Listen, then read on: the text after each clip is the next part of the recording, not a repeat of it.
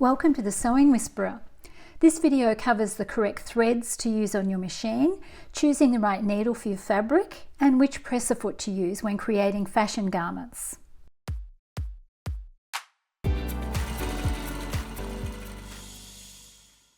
If you're new to my channel, welcome. Over my 30+ year career in the rag trade, I've taught hundreds of students how to sew, and I look forward to helping you on your sewing journey. Let's look at the types of threads you should be using on your sewing machine. Ideally, 100% polyester is the best choice. The Gutermann brand is probably the most common, but you can use other brands as long as they say 100% polyester. Polyester is better than cotton because it's stronger, less likely to shrink or fade, suitable for synthetics and natural fibres, and not susceptible to mildew. I would highly recommend you avoid using cotton on your sewing machine. If I unravel this particular thread of cotton, you can see it's very curly and it tends to knot up a lot more easily, so stick with the polyester threads. The Gutermann brand comes in 2 sizes, and this is what the larger reel looks like. You can also buy these larger reels of polyester thread, which are generally cheaper. They can be a little bit fluffy.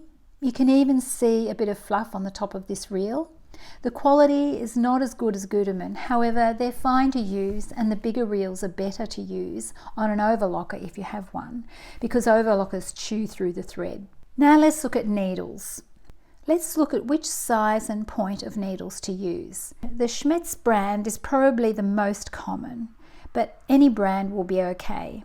Starting with sizes, the 70-10 is the smaller size, and the smaller the number, the finer the needle. This needle is perfect for lightweight woven fabrics, including shears. 80-12 is the size used most of the time and is suitable for medium weight fabrics, such as 100% cottons, blends and calicos. 90-14 is the size used for heavier weight fabrics, such as denims and canvas, and you can even go up to 100-16 for the heavier versions of these fabrics. You can purchase packets where the whole packet is one size, or packets where there are smaller to larger sizes. Now let's look at the types of points. Universal is the point used for standard medium weight fabrics.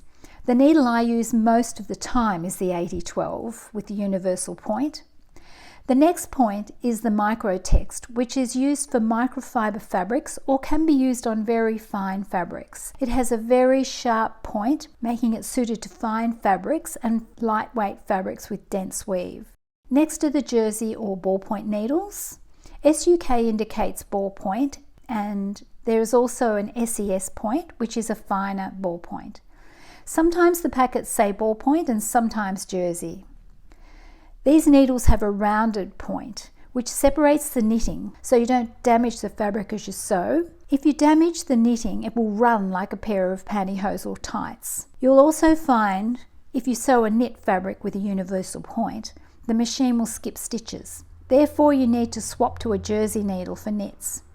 The same can be in reverse. If you use a jersey needle on a woven fabric, you'll almost certainly get skip stitches. Skip stitches are nearly always caused by a needle problem. Finally, these are leather needles that have a twisted blade effect at the point, which pierces or cuts the leather as you sew, whereas a standard point would punch and damage the leather. Hopefully now all the numbers and names on the needle packets make sense. Now let's change the needle. To change the needle, make sure the presser foot is down and the needle is unthreaded. Loosen the screw on the needle bar and remove the needle. The needle has a flat shank at the back and a rounded shank at the front, with the size imprinted on the front shank. The flat shank goes to the back and the rounded shank to the front. To put the needle in, push it down to the throat plate and then straighten it so it goes up and will slide up into position on the needle bar, pushing it as far up as it will go. Tighten up the screw. Rethread the needle from front to back. Lift the foot and place the thread under the foot and to the back. Presser feet. Now let's look at presser feet. Firstly, at how to change the presser foot, and then we look at all the different feet that come with your machine and how to use them. How to change the presser foot. To change the presser foot on the non-computerized machine, there is a little lever at the back. Flick it up and remove the foot. Push the foot back on again, hold it in place and push the lever down. To change the foot on the computerized machine with the presser foot lifted, push down and slightly forward on the back of the foot and it will click off. To put the foot back on, lower the lever down and the foot will click into place. Lift the foot and you can see it is attached. And now let's look at all the different presser feet. This is a standard foot for general sewing, and on the computerized machine it looks like this. The next foot is a zipper foot, which has slots on each side for inserting zips, and the computerized machine zipper foot looks like this. To use the standard zipper foot on a lap style zip, place the zip wrong side up on the fabric edge and sew to the top of the zip. Note how the seam sits close to the teeth of the zip. Once you turn the work onto the right side, you can see how flush to the teeth the seam is. Be sure to like, subscribe and click notifications so you'll be notified when my zipper playlist is published. This is the blind hemming foot, which has a little metal plate for aligning the fabric, and the computerized machine foot looks like this. Blind hemming works best on medium to heavy fabrics. In this case I'm using wool gabardine. To sew a blind hem, set the machine to the blind hem stitch. I like to set the needle to the right, but some fabrics I will leave it to the center. Set the stitch width to 3 and the length to 3. Always sew a sample and be sure to play with the settings so that they're working correctly for the relevant fabric you're using. Prepare the fabric with an overlock style finish and press up the hem width. Then fold the fabric back on itself like this and place it under the foot with the folded edge against the metal bar on the foot. Then sew the hem. The stitches are visible on the right side because I've used a contrast thread, but note how well the sample looks with matching thread. It's such a time-saving foot and I use it often when hemming trousers. Some machines will have a rolled hemming foot, which is used for sewing very narrow double rolled hems that are cut on the straight grain. This particular foot came with my computerized machine. The technique is best suited to lightweight and sheer fabrics. I use this foot to hem all the ruffles that have been attached onto this dress.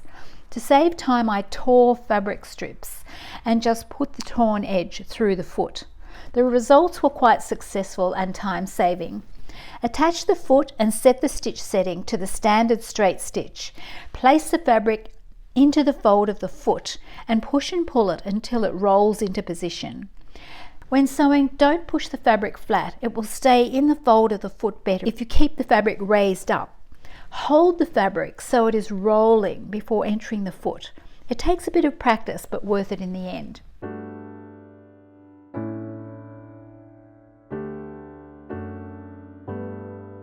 I've included the gathering foot. This wasn't included with any of my machines, but I do feel it's worth purchasing down the track if you find you have a need for one. It's perfect for ruffles, and once again I used it to produce the ruffles on this dress. Attach the foot and set the stitch to the longer stitch.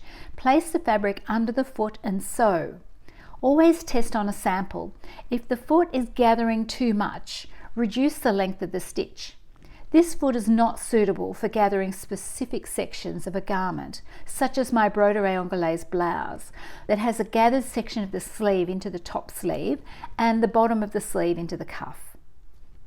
Another foot that is worth purchasing if you feel you have a need for it is a walking foot. My computerized machine came with an inbuilt integrated dual feed. There is a bar at the back that can be pulled down to engage it.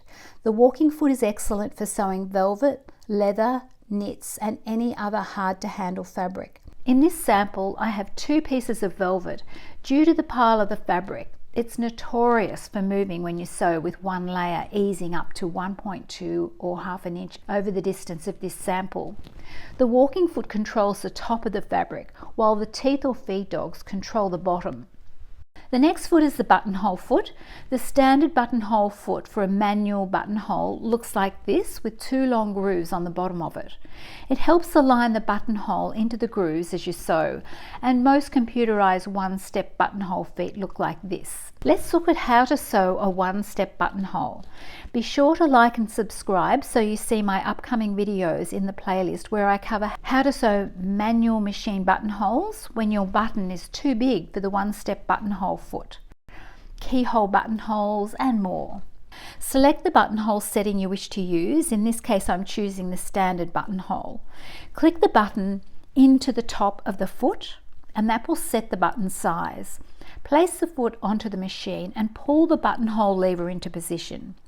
Place the fabric under the machine. This buttonhole will sew back from the edge, so be sure to place the edge where the buttonhole starts, about 5 millimeters or 1/4 inch from the start.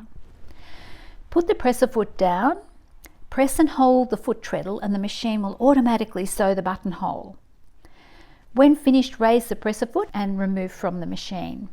Thanks so much for watching, and be sure to like and subscribe so you don't miss the next video that shows how to solve problems when your machine is misbehaving.